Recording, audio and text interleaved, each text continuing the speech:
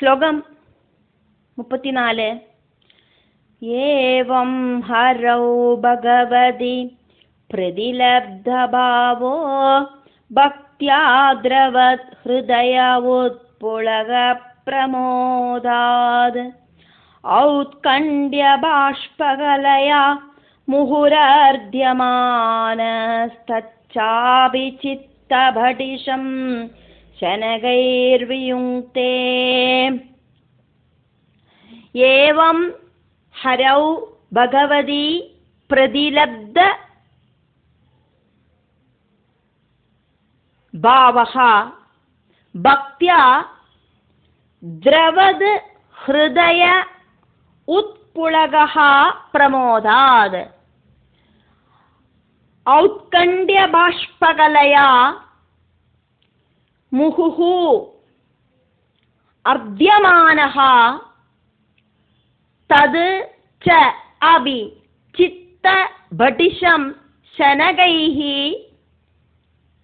वियुङ्क्ते एवं हरौ भगवति प्रतिलब्धभावो भक्त्या द्रवत् हृदय उत्पुलग प्रमोदात् औत्कण्ड्यबाष्पकलया मुहुरर्ध्यमानस्तच्चापि चित्तभटिशं शनगैर्वियुङ्क्ते பகவதி ஹரவ் எல்லா பகங்களும் இருக்கிற ஐஸ்வர்யம், ஸ்ரீ, யசஸ், ஞானம், வைராக்கியம், வீரியம் இப்படி இருக்கிற எல்லா பகங்களும் இருக்கிற அந்த பகவான் ஹரியில ஏவம் இதே மாதிரி பிரதிலப்த பாவகா மனச திருடமாயிட்டு உറപ്പിച്ച് பிரேமபாவத்துல அலிஞ்சு சேர்ந்த பக்தன் பக்தியா பக்தியால தியான அயனம் வழி பக்தனோடு லட்சியமான அந்த சமாதி அவஸ்தைக்கான யாத்திரைய நடத்துறார். சமாதி அவஸ்தையில இருக்கிற பக்தனோடு அந்த நிலைமைய வர்ணிக்கப்படுறது. பக்தியா பக்தியால திரவத் ஹிருதயா ஹிருதயம் அலிஞ்சு உருகிற அவஸ்தையில இருக்கார் பக்தன். பிரமோதாது ரொம்ப ரொம்ப ஜாஸ்தியான சந்தோஷ அனுபவத்தால உட்புலகா புல்லரிக்கிறது உடம்பெல்லாம், சரீரத்திலே இருக்கிற ரோமகூபங்கள் எல்லாம் இப்படி எழுந்து நிற்கிறது. ஔத்கண்ட்ய பாஷ்பகலையா பகவானில அலிஞ்ச அந்த சந்தோஷம் ஜாஸ்தியா இருக்கிறதுனால அந்த நிமிஷத்துல இருக்கிற அந்த நொடியில இருக்கிற அந்த சாட்டிஸ்பாக்சனால கண்ணீர் இப்படி தாரதாரையாயிட்டு குடுகுடா ஒழுகிறது. முகுகு மறுபடியும் மறுபடியும் அர்த்தியமானஹா ஆனந்த கண்ணீரா இருக்கிற அந்த சாகரத்துல ஆராடிண்டு சனகைகி ரொம்ப ரொம்ப மெல்ல மெல்ல தது சித்தம் படிஷம் அபி பகவானில மனசு அர்ப்பிச்சிட்டு கூடியும் வியுங்க்தே அந்த மனசுல இருக்கிற ஆக்டிவிட்டிஸ் எல்லாம் அடங்குற அவஸ்தை, அதாக்கு சமாதி அவஸ்தை. பகவானில அர்ப்பிச்ச அந்த மனசு கூடியும் அந்த டைம்ல இல்லாமையே போயிடுறது. மனசு அப்படின்னு ஒன்று இருக்கிறதே அல்லவோ, அது பகவானில அந்த மனசை கொண்டு போய் நம்ம சேர்க்கிறோம்.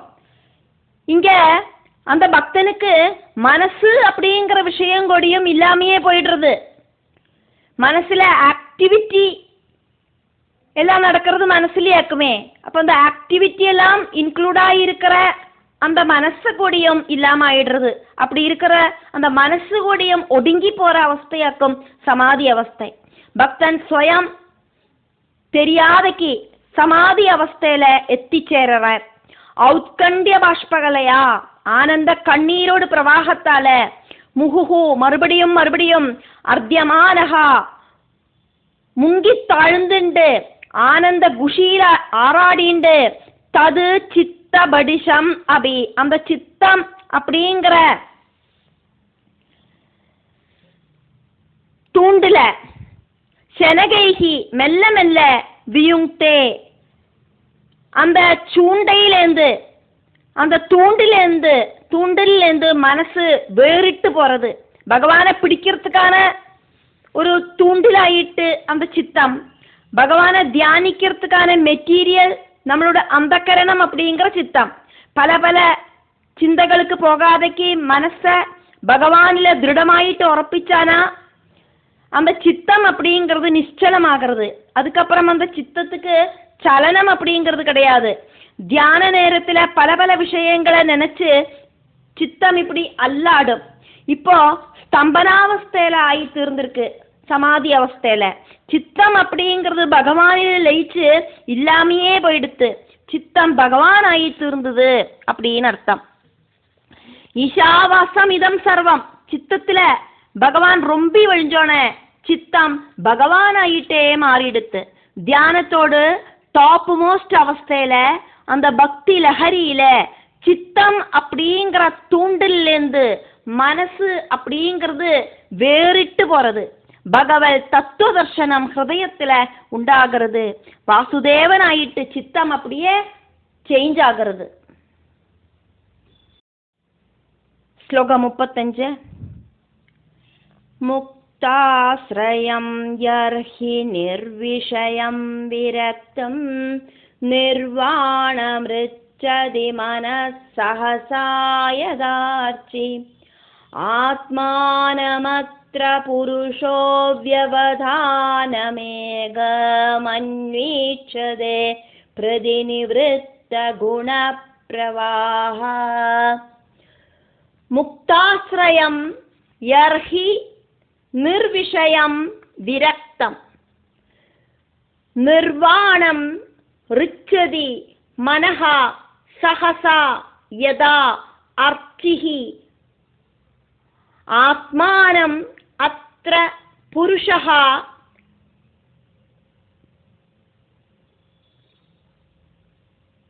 அவ்யவதானம் ஏகம் அன்வீட்சதே பிரதிநிவ்ருத்த குணப்ரவாஹः. முக்தாஸ்ரயம் யர்ஹி நிர்விஷயம் விரக்தம் நிர்வாணருச்சதி மனஸ் சஹசா யதார்ச்சி ஆத்மானமத்ர புருஷோ வ்யவதானமேக அன்வீட்சதே பிரதிநிவ்ருத்த குணப்ரவாஹ. முக்தாஸ்ரயம்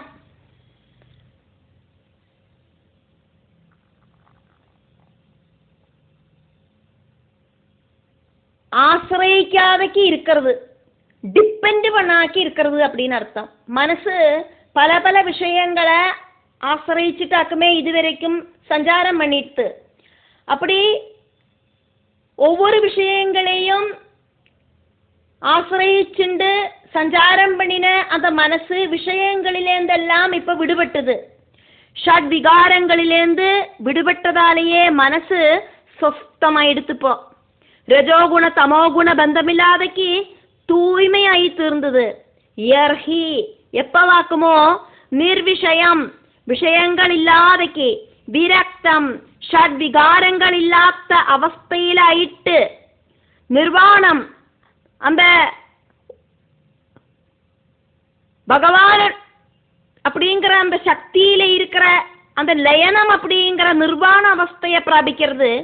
அத்திர புருஷா அப்போது பரபிரம்மத்தோடு அந்த ஜீவாத்ம ரூபம் இത്ര நேரம் தியானம் செஞ்சு சமாதி அவஸ்தையில எத்திச்சேர்ந்த அந்த ஜீவாத்மாவு பிரதிநிவர்த்தா திரும்பி வந்தவனாயிட்டு குணப்பிரவாஹா சத்குண ரஜோகுண தமோ குணங்களிலேந்து நிவர்த்தி பிராபிச்சுட்டு ஷட் விகாரங்களிலேந்தும் திரிகுணங்களிலேந்தும் முக்தனாயிட்டு ஏகம் ஆத்மானம் தன்னந்தனியாயிருக்கிற ஆத்மாவை பிரத்யட்சமாயிட்டு அவ்யவதானம் அப்படின்னா பிரத்யட்சமாயிட்டு எந்த ஒரு ஒளிமரவும் இல்லாதக்கு எந்த ஒரு டிஸ்டர்பும் இல்லாதக்கு எந்த ஒரு தடங்கலும் இல்லாதக்கு அன்வீட்சதே எப்பவும் பார்த்துட்டே இருக்கு. துவைதபாவம் உண்டாக்குறது மனசாக்கம். சமாதி அவஸ்தையில இந்த மனசும் இல்லாம ஆகிறது அப்படிங்கிறத பார்த்தோம். அதனாலேயே துவைதபாவம் இல்லாதக்கு பகவத் தத்துவம் நன்னா ஜொலிச்சு நிற்கிறது. ஜீவாத்மாவை காணறதுக்கு சாதிக்கிறது. ஜீவாத்ம ஸ்வரூபம் நன்னா தெளிஞ்சு நிற்கிறது. ராம்பல் விளக்குல அந்த சிம்மினியில கரி இல்லாதக்கானோன கரியை நன்னா தொடச்சு களைஞ்சோன உள்ளுக்குள்ள இருக்கிற தீபம் நன்னா தெளிஞ்சு காணுமே, அதே மாதிரி ஜீவாத்மாவை பார்க்கறதுக்கு பக்தனுக்கு சாதிக்கிறது.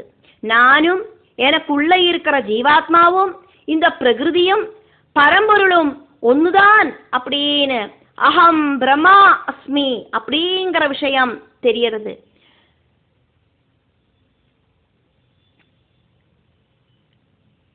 இருட்டிலேந்து, அதாவது அஜானத்திலேந்து வெளிச்சம் அப்படிங்கிற அந்த ஞானத்துக்கு பக்தன் அப்படிங்கிற யோகி வந்து சேர்றார். பரமாத்ம லயனம் சாத்தியமாகிறது. அதுக்கப்புறம் புனரபி ஜனனம் புனரபி மரணம் அப்படிங்கிற ப்ராசஸ் இல்லாத அவஸ்தை வந்து சேருறது.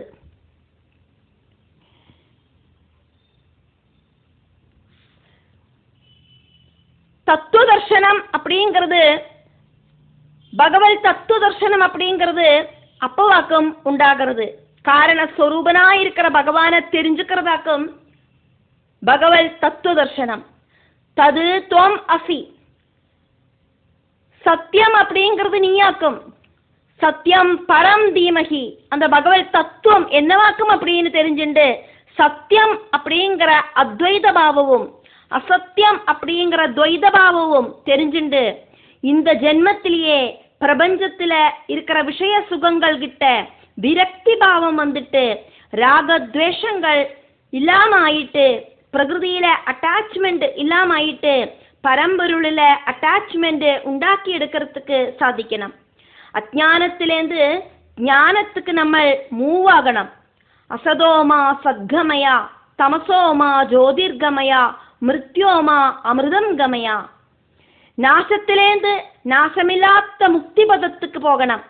இப்படி பகவத் தத்துவம் தெரிஞ்சுண்டு ஆத்ம சாட்சா்காரம் கிடைச்ச யோகிக்கு அதுக்கப்புறமா வாசனா குணங்கள் இல்லாததால ஜென்மவும் கிடையாது. புனர்ஜென்மம் அப்படிங்கிற சம்சார சாகரம் கிடையாது. வாசனா குணங்களை அனுபவிக்கிறதுக்காக்குமே இந்த ஜென்மம் அப்படிங்கறத எடுக்கிறது. வாசனா குணங்கள் இல்லை அப்படின்னா ஜென்மம் எடுக்க வேண்டிய அவசியமும் இல்லை.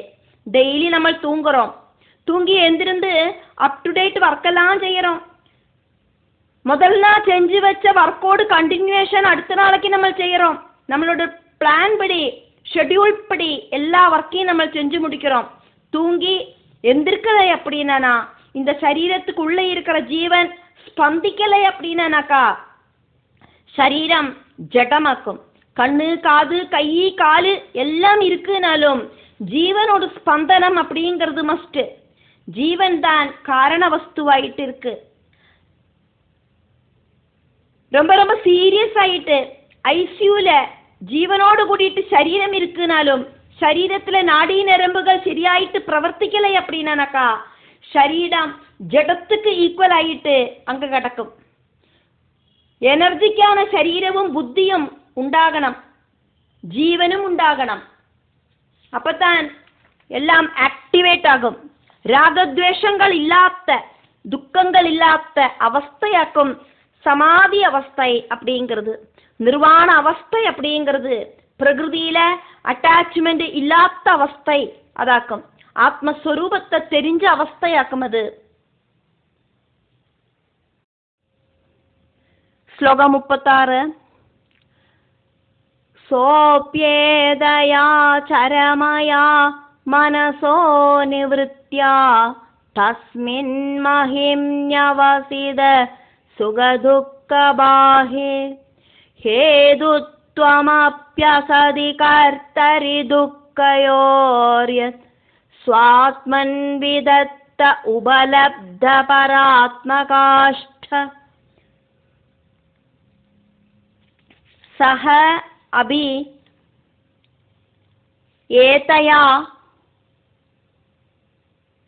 चरमया मनसः निवृत्त्या तस्मिन् महिम्नि अवसिदः सुखदुःखबाह्ये हेतुत्वम् अपि असदि कर्तरि दुःखयोः यद् ஸ்வ ஆத்மன் விதத்த உபலப்த பராத்மகாஷ்டः சோப்யேதயா சரமயா மனசோ நிவృత్யா தஸ்மின் மஹிம்யவசித சுகதுக்கபாஹ்யே हेतुत्वमप्यसदि कर्तरि दुःखयोर्यत् स्वात्मन् विदत्त उपलब्ध परात्मकाष्ठा सह अभि தியான அபியாசம் செஞ்சின்றிருந்த அந்த ஜீவனாகட்டும், அந்த யோகியோடு ஜீவனாகட்டும், மனசஹா மனசோடு ஏதையா இது மாதிரி இருக்கிற சரமையா கடைசியா இருக்கிற நிவృత్యா பிரவൃத்தியிலேருந்து நிவൃத்தி பிராபிச்சிட்டு சுகதுக்கபாகியே சுகதுக்கங்களிலேருந்து விடுபட்டு மனசாக்கும் சுகதுக்கங்களுக்கு காரணம் அப்படின்னு தெரிஞ்சு அந்த சுகதுக்கங்களிலேருந்து விடுபட்டு தஸ்மின் மஹிம்னி காரணஸ்வரூபனா இருக்கிற பகவானோடு அந்த பரமாத்மாவோட மகத்துவத்துல அவசிதா ஸ்திதி செஞ்சுண்டு ஸ்வ ஆத்மன்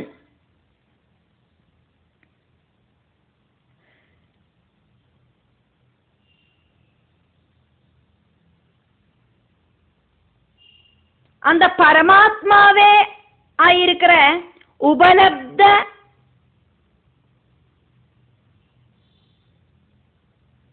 பரம கஷ்டா அந்த பரமாத்மாவே ஆயிருக்கிற ஜீவாத்மாவை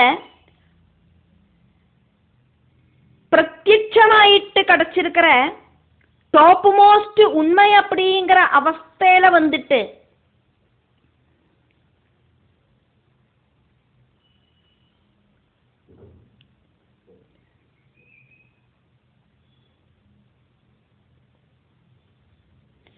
பராத்மகாஷ்டா உபலப்த பராத்மகாஷ்டா அப்படின்னாக்கா உண்மை அப்படிங்கிற அவஸ்தையில வந்துட்டு அந்த ஜீவாத்மாவை பிரத்யட்சமாயிட்டு கிடைச்சிருக்கிற அவஸ்தையில வந்துட்டு பரம்பொருளோடும் ஜீவாத்மாவோடும் உண்மை அப்படிங்கிறது பரமாத்மாவும் ஜீவாத்மாவும் ஒண்ணுதான் அப்படிங்கிற தத்துவம் அந்த உண்மை அப்படிங்கிறது காஷ்டா அந்த உண்மை அப்படிங்கிறது தெரிஞ்சுண்டு ஹேதுத்துவம் இந்த பிரபஞ்சத்தோடு காரணம் அப்படிங்கிறத அசதி அசத்தா இருக்கிற கர்த்தரி அகங்கார போதத்தால விதத்தே நிச்சயிச்சு உறப்பிக்கிறது.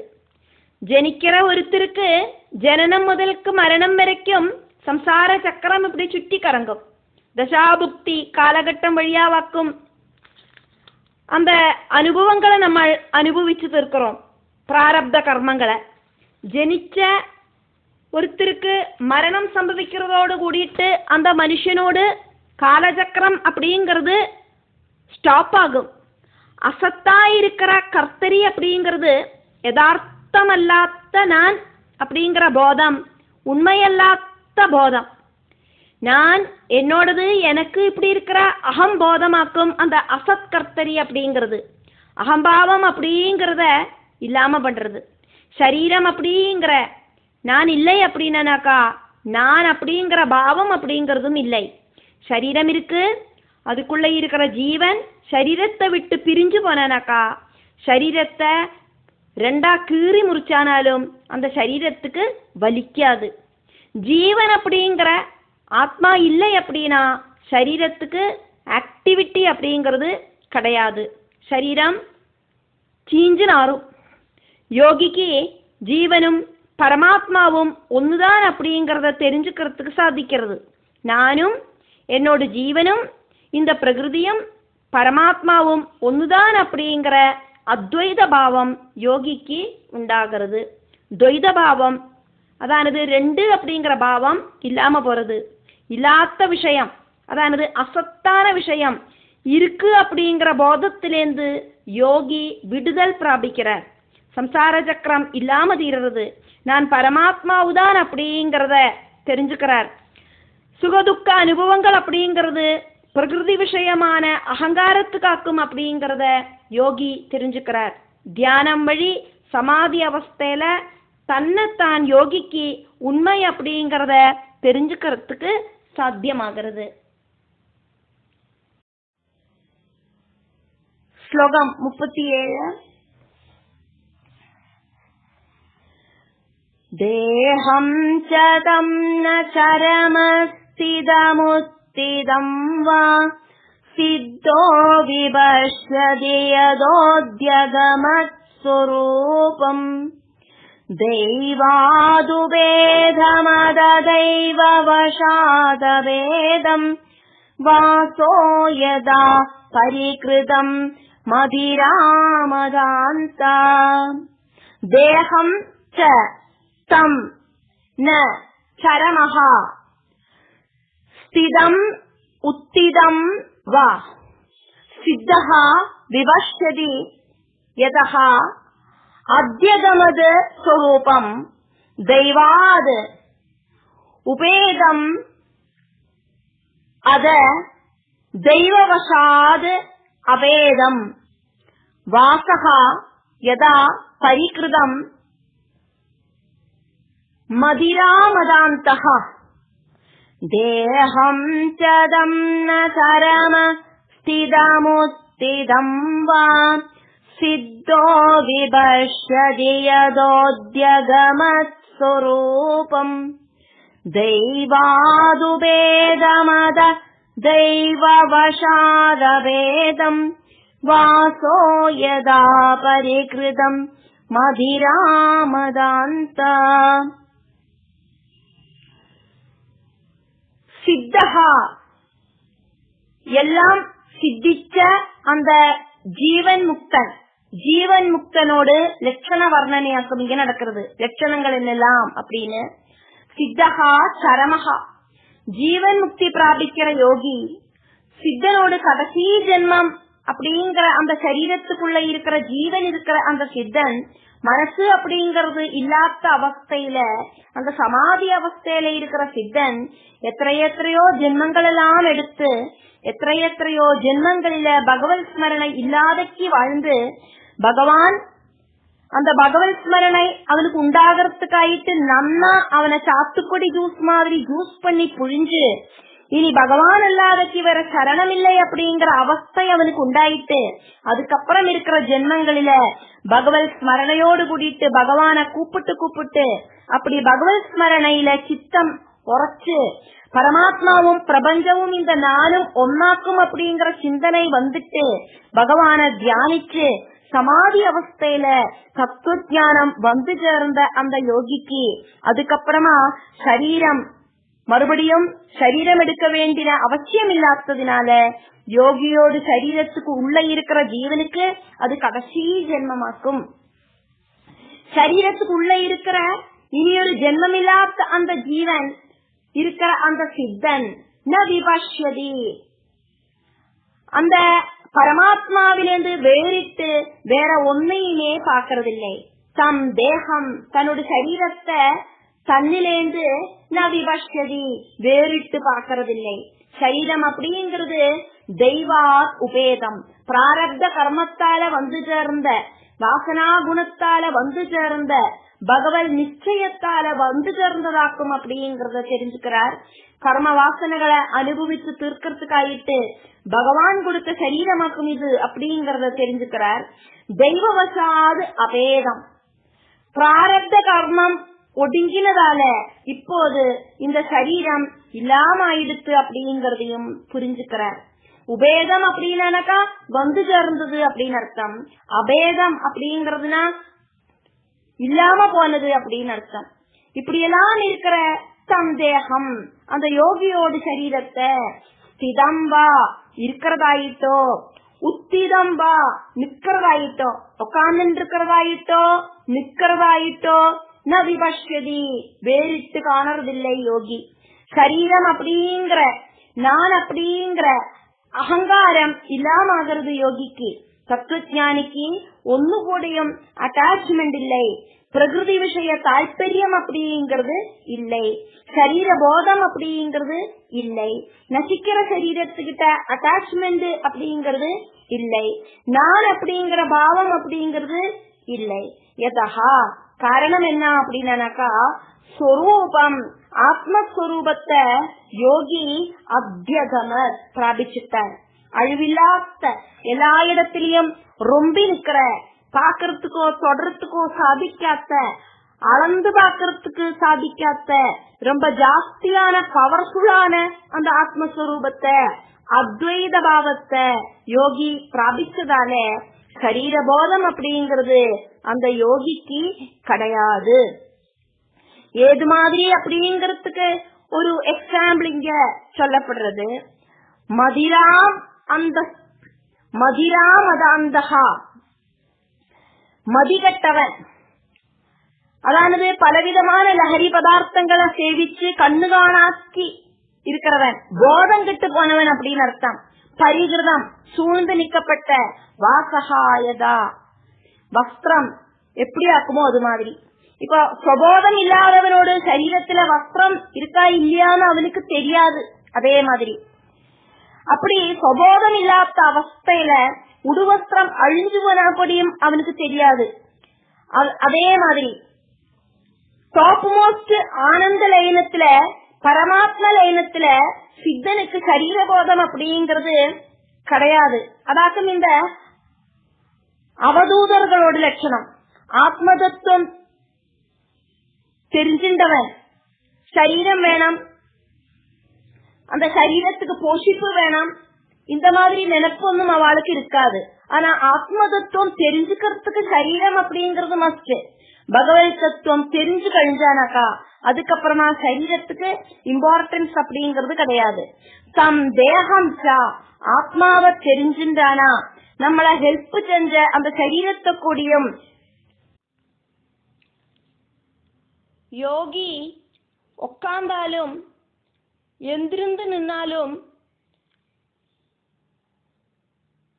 பகவான் தோண வச்சதுனால அங்கேந்து அபேதம் எந்திருந்து போனாலும் ஆல்ரெடி இருக்கிற இடத்துக்கு தெய்வம் தோண வச்சதுனால உபேதம் திரும்ப வந்தானாலும் இந்த சரீரத்தினாலேயாக்குமே உட்கார்ந்ததும் நின்னதும் போனதும் வந்ததும் எல்லாம் அந்த ஒரு சிந்தனை அந்த யோகிக்கு உண்டாகிறதில்லை. சரீரபோதம் அப்படிங்கிறது உண்டாகிறதில்லை. உடுவஸ்திரம் ஸ்தானம் தெட்டின அந்த போதம் கெட்டு இருந்தவன மாதிரி மதிராமதாந்தகா அப்படி இருந்தவன மாதிரி இந்த யோகிக்கும் சரீரபோதம் அப்படிங்கிறது இல்லை அப்படிங்கிறது இந்த ஸ்லோகம்.